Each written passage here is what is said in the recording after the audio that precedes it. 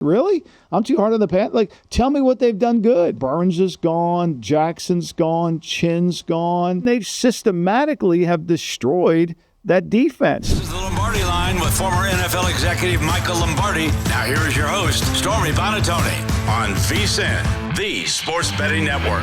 Michael, very quickly, before we look at the big spenders so far in free agency, when you get to this stage of free agency, I know a lot of people, and you can see it all over the X timelines, some fan bases are just apoplectic. They're like, oh, my goodness, we missed the boat. It's over.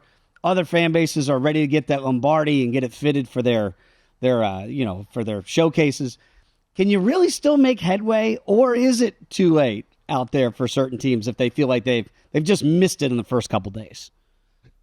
I don't think they've missed anything. I think a lot have been overpayment, and I think the smart teams have taken the money that they had and used it to re-sign some of their own players.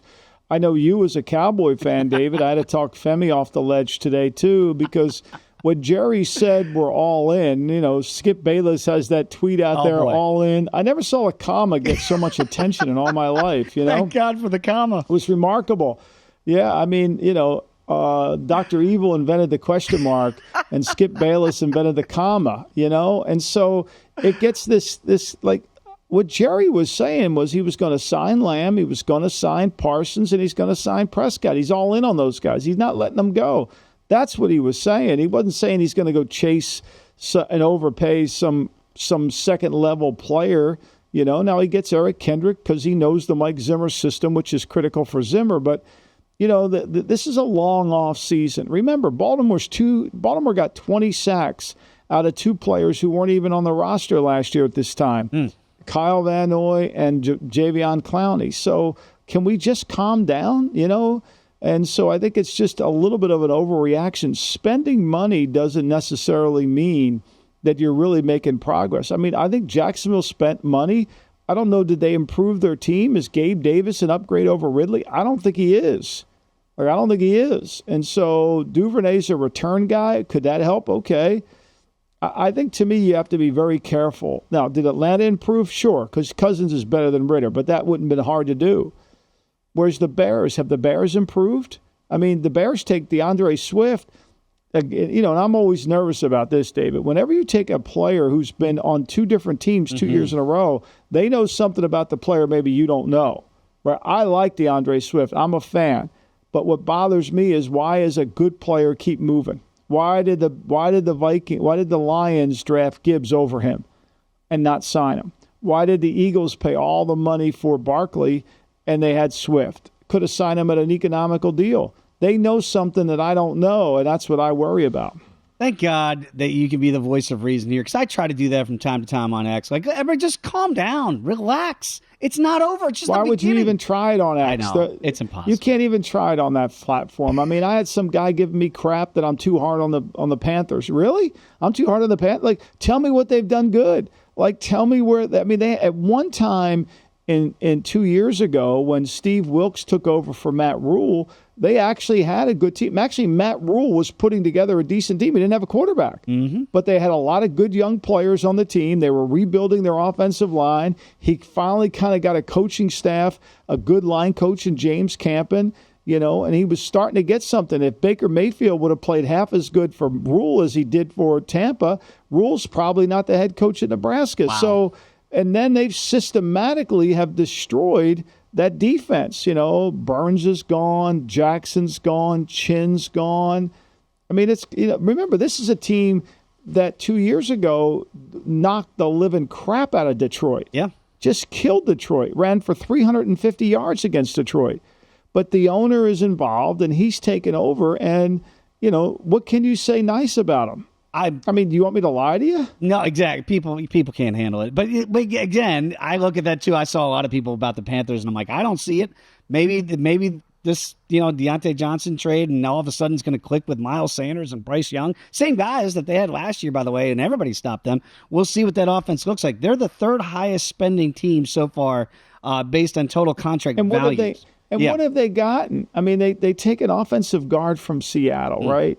They take an offensive guard from Miami. Both teams, if you were to say, what do they need to improve, they would say their guard play. They paid $50 million on a signing bonus to Robert Hunt, who, if you've ever seen his body, he's not in good shape. He's not in good shape. And, well, this is to protect our inside for the quarter. Great. I'm telling you, if the center slides away from Robert Hunt, it's going to be a problem. It's going to be a problem. So, it's interesting how that, it's fascinating. And all these moves, they gave up they paid more. Think about this. They paid more for Sam Darnold than they received for Brian Burns. Whoa. They could have played Brian Burns. They could have played Brian Burns another year, let him go, got the compensatory third-round pick. Instead, they trade him for a 2 and a 5, and then the Giants make him the second highest-paid defensive end to Nick Bosa. Now, I don't think he's in the top 5 defensive ends, but they paid him. They paid a 2 and a 5 for him, so that's what were able to get. You don't think that's an overpayment? But they got the guy that they wanted. Yeah, it's a head scratching. I think there's some people that I know back in the D.C. area that are a little bit excited about the new management. And you got a new coach and new GM and everything's new in D.C. They are the 4th highest spending team. They're also the most active team based on the number of free agent signings. They're number 1 right now with a bullet, the Commanders. They got 15 new guys that they signed. Is this a complete overhaul of a 53 that is necessary, Michael, in your estimation? Or are they kind of not spending to spend, but I just wonder what the exact track plan is there in D.C.?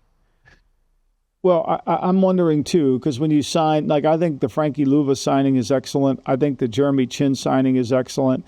But they're signing they're signing players to get good. They're not going to go from good to great. They're trying to get to good. They're just trying to get there. And they need to repair that offensive line. They signed Nick Allegretti, who's a tough kid. Remember, he got hurt in the Super Bowl and played through it. Yep. But they've signed guys like Cleveland Farrell, who was in San Francisco. But again, they're trying to bring in, you can see what they're doing. Dorrance Armstrong from Dallas with Quinn, right? Farrell played for San Francisco. Wagner played within this scheme for a long time. They're trying to get guys that have played within the scheme that they know what to do. They've improved with the offensive center from the Cowboys. So, look, I think they've overspent, but their level of evaluation and talent that they had when they walked in the building was not good, which is ironic because they've kept everybody who was making all those decisions, from Martin Mayhew to Marty Herney to everybody. They didn't let any of those guys go. But yet they're spending all this money to replace the players that they signed. And they signed Brandon McManus. They needed a kicker, too. Yeah, I like the Biotic and the Dorrance Armstrong signings, former Cowboys there. I'm Dan Quinn, you're right, going to bring in some of those guys that he knows from his Dallas days. The team number 2 is intriguing here for the most active, and that's the Texans. 12 free agents signed. And now all of a sudden, last year I kind of went, it was Will Anderson, it was C.J. Stroud, and maybe we got lost in how good is the actual roster that they're putting together there in H-Town. Do they have some real depth and staying power in your estimation besides those rookies that they really obviously scored big time on last year in the draft? Well, look, they were the highest spending team in the league last 2 years. They've been spending money. Nick Cesario's been spending money down there since he got down there. He's not been shy about it. And so they've been paying. They've signed players, cut players that they've given huge money to. But the thing you have to like about what they're doing is you can see they clearly have identified the key components of what they want to accomplish. Right? The defensive line. They want to improve in their defensive front. So they trade Malik Collins. A lot of people think that they almost traded for Armstead. They walked away from that deal. But they signed Danielle Hunter to give them an outside pressure to replace Greenard, who left, who's a good player. They get D'Amico Autry to replace Malik Collins inside and Sheldon Rankins, who they've lost. So, they're spending money and they're improving. And I think, getting Mixon can help them if he has any juice left in his lower body, which worries me because when I watched him at Cincinnati, as much as I loved him, I thought Perrine 2 years ago was a better player than Mixon, and last year Mixon didn't have that juice, and Perrine wasn't there to help him. That's an interesting team because when we're looking at the hierarchy in the AFC, obviously it starts with the reigning defending 2-time champs in the Kansas City. I just wonder what the Texans are going to look like in kind of year 2 now with D'Amico Ryans and C.J. Stroud and Will Anderson, and then this kind of roster shakeup. Very quickly, I've seen the Patriots have signed 11 free agents. That's tied for 4th most active with the Cardinals year 1 post Bill Belichick there. quickly. If Bill Belichick would have signed all these names, he would be getting ripped. He would be getting told how he can't draft. I mean, it's almost comical. Look, I think they've been smart and economic. I'm not disputing what they're doing, but remember Mayo said that they were going to spend heavy. They haven't spent heavy on anybody. They re-signed all the players that they said their head coach before could never draft, but he was horrible at. They signed a lot of those guys.